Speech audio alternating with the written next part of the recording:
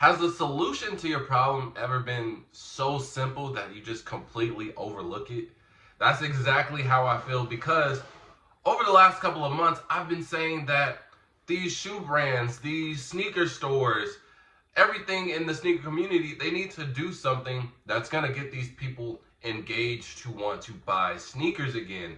And obviously, with 2025 already here, it has been pretty good. They've started to do marketing again. It has been causing wonderful things by them actually doing their job. But I just realized with this latest release that I picked up, it could be so much simpler.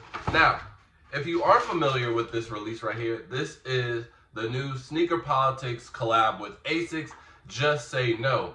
And it was supposed to be an event for South by Southwest, which goes on in Austin, Texas. And if you aren't familiar with South by Southwest, it's basically, I don't even know how to explain it. It's like Coachella for like 2 weeks straight in Austin. And these were released at all Sneaker Politics locations. So that's 4 different ones. We got Dallas, we got Austin, and there's 2 in New Orleans, right? But the only one that was special was in Austin, Texas, because that's the one that was having South by Southwest. And this is honestly what it's for. They do that. I know last year, I don't know if they did it the years before, but last year they also did an event for South by Southwest. And I went to the Dallas location, and I was really contemplating on what time should I stand in line, because on the internet, everybody's loving the marketing. Everybody's saying that this is a phenomenal shoe to have. So I'm like, I know it's not hype, and we have Nigels, the SB4s, the cool gray 9s, all of those coming out. So these might also get overshadowed, but it's just so much love on the internet, and it's being promoted so heavy because of South by Southwest. So I went an hour before. There was literally no one in line. And then when I got there, I stood in line at like to the store. I ain't gonna lie, I've been here for about 50 minutes, close to an hour now. There was nobody in line. I don't know if you can see, but it's raining, and it's a little bit cold outside. Okay, so there is a line. It's only about 4. Oh, it's only 4 people. Okay, that's fine. Yeah, but there was literally nobody. But I don't think I have to worry about my size. So, and they're letting people in too. there was maybe 5 people. And I was like, oh, wow, this is an easy cop. I didn't know people were going to sleep on it like this. Then I went to Sneaker Politics Instagram and looked at the Austin location, and the line is wrapped around the block. It's at least 100 plus people there. And so it really put into perspective, well, what's the difference?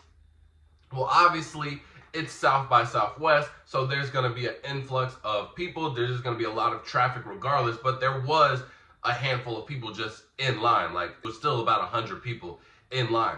The difference was that the Austin location was the only location that decorated the store to fully promote the shoe, and I'll show it here. Now, in the video, obviously, you see it's a cool little vibe, and I went last year, so in line, I know for a fact they were turning up. They had a DJ set playing some really good music. Like, the DJ that they had last year, phenomenal. Playing hits, man. Like, he was playing them hits. Then he's giving out, like, shots. I had about, like, tequila shots. And, like, that's crazy. I've never had a tequila shot standing in line for a pair of shoes. And then you go inside the store, and it's decorated specifically for this release. Now, again, if you're not familiar with this release, it's supposed to be a play on to the Just Say No campaign back in the 80s, but they're doing it differently now with sneakers and politics. So now it's saying that politics is saying no, and essentially making you your own decisions when it comes to sneakers. And it's supposed to be a play on that campaign. And they did it wonderfully by having the whole store set up to like news outlet. You got the newspaper there, you got all these media outlets there, and it gives off the same vibe as if you're participating in something like this. So why this is so important is because I know for a fact there were some people that, 1, didn't even know about the shoe or the store, 2, pulled up to the scene and they were like, yo, what is this? Well, they don't really care for the shoes, but since now they see like this ambiance, they see, well, what's the newspaper represent? Now that is an accurate way of them able to telling the story of the shoe versus, on YouTube like me that I have to explain it to you. Because if we keep it a buck, the shoe alone, you will know nothing about the campaign. But now that the store itself has done basically like the performance essentially for you to really understand what the shoe story's background is and for you to understand it more and more. Because I'm gonna be honest, average guy isn't gonna do a history dive on the sneaker. But if you give me, I walk into your store and it's just not shoes and clothes, but instead a newspaper stand, I'm gonna be automatically intrigued and I'm gonna wanna know more. And whether I like this shoe or not, that story is going to compel me to buy it regardless. That's what all businesses do. They get you hooked on that story, and then after you feel for them, they connect with you, they're going to want to buy your product. So, sneaker stores, let's do this more often. Now, obviously, we can't do this for every single release because one single release doesn't deserve that, and there's just not a lot of significance in some of these shoes.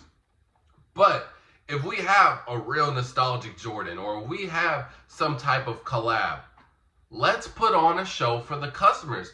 And the best thing about this is that you're easily bringing in that demographic that normally doesn't shop for shoes. But now that they had just this great experience, they're connected with you now. They're going to want to stop by the shop just because. They're going to see something, even if it's not decorated. You go back to normal the next day. They come to your shop and they see these cool shoes. And you're like, man, I love the experience so much. I get so many compliments on my Sneaker Politics ASICs. Man, can you recommend me something else that's going to give me the same amount of compliments, man? I think I'm getting into shoes. That is what every sneaker owner, store owner, sneaker business owner, that's what they want to hear. A new crowd, a new demographic coming in and being a repetitive customer, bro. And it's just so simple. All we have to do is display the message through the store. Something that speaks for the shoe. They always say the shoes sell themselves. Yeah, the shoe's gonna sell themselves to the people who are already locked in. But your goal is to get people who don't even know about it, bro. There are some people that want to know about it, but they have no way to know about it. You see where I'm getting at? So this could easily bring on of new sneakerheads to the community just by putting in a little bit effort into these release procedures. You could do that for literally every single shoe. For example, Nigel Sylvester. That's why his shoes always perform so good. The marketing for his shoes have been wonderful. I've seen a lot of people, they say they won on their most recent sneaker pass with the Nigels. They said that they were able to meet him. They really understood this brick by brick stuff means. Because again, brick by brick, bro, what do you mean? That could mean literally anything. That could mean you selling drugs. That could mean you building a house. That could literally mean anything. But now that these people know that this brick by brick means something about his community, about himself, they're so invested, bro. It's more than just a hype shoe now, and they're actually connected. So if sneaker stores could do this, bro, even the brands themselves, they could have a special release instead of just us standing in line or just entering a raffle that we know we're not gonna win.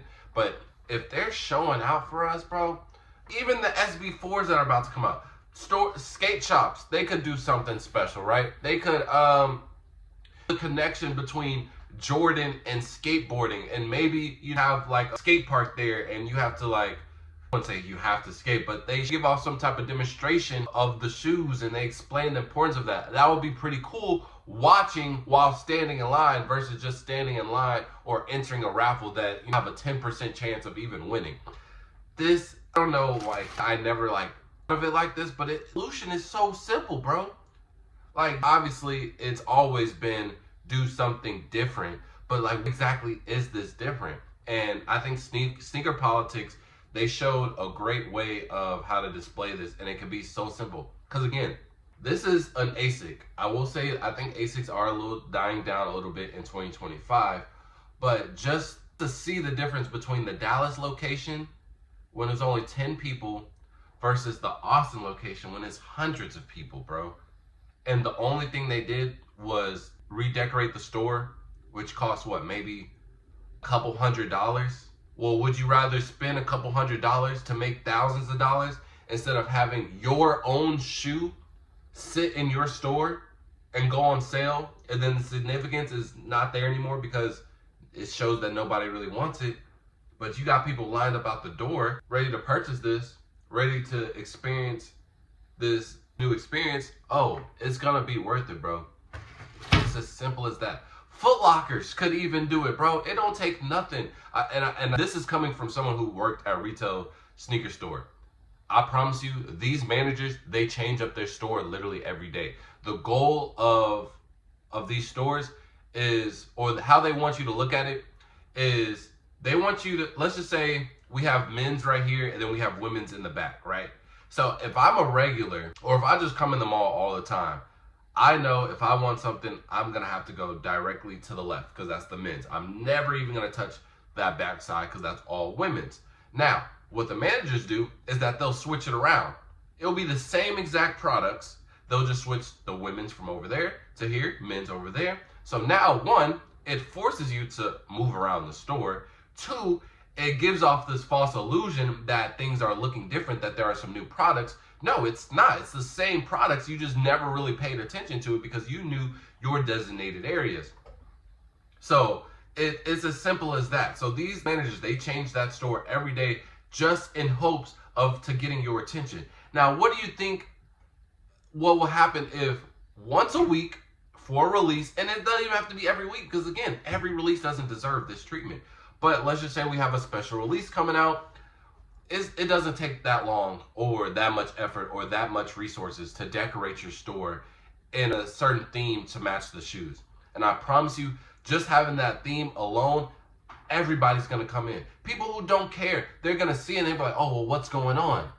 Oh wait, this is a special occasion? Dang, I think I'm gonna just need to cop them just in case. It happens all the time. I promise you, I've worked at Champs for 2 years, bro. I worked at Shoe Palace for a year, bro. It happens all the time. Somebody sees something going on, they don't know about it, they see it, they think they're gonna miss out, and boom, they buy the shoe. Simple, bro. I think if sneaker stores develop this idea more and more frequently, especially with all these nostalgic shoes popping up, bro, you have to find a way to bridge this gap. And the perfect way is to have some interactive type of thing. Again, sneaker politics, they just bridged the 80s with 2025. I promise you, a 17-year-old right now has no idea what the DARE program is. They don't promise you I know. I barely even knew what the DARE program was, but they got me on the tail end. You know, they got me. I know what the DARE program is, but they did a phenomenal way of bridging the 80s to 2025, and it was a little decoration, bro. And they had hundreds of people come to the store versus 10 people. It's as simple as that, bro. So let me know, bro. And be honest, like, what would it take for you, a non-sneakerhead or sneakerhead that's maybe like with the state of the sneaker game right now? What would it take for a store or a brand to do to get you back in their store or to get you to buy a product? Just let me know the simplest thing that it would have to take for them to let you do that, man. That's all I gotta say about this video, man. And with that being said, 4 out. Peace.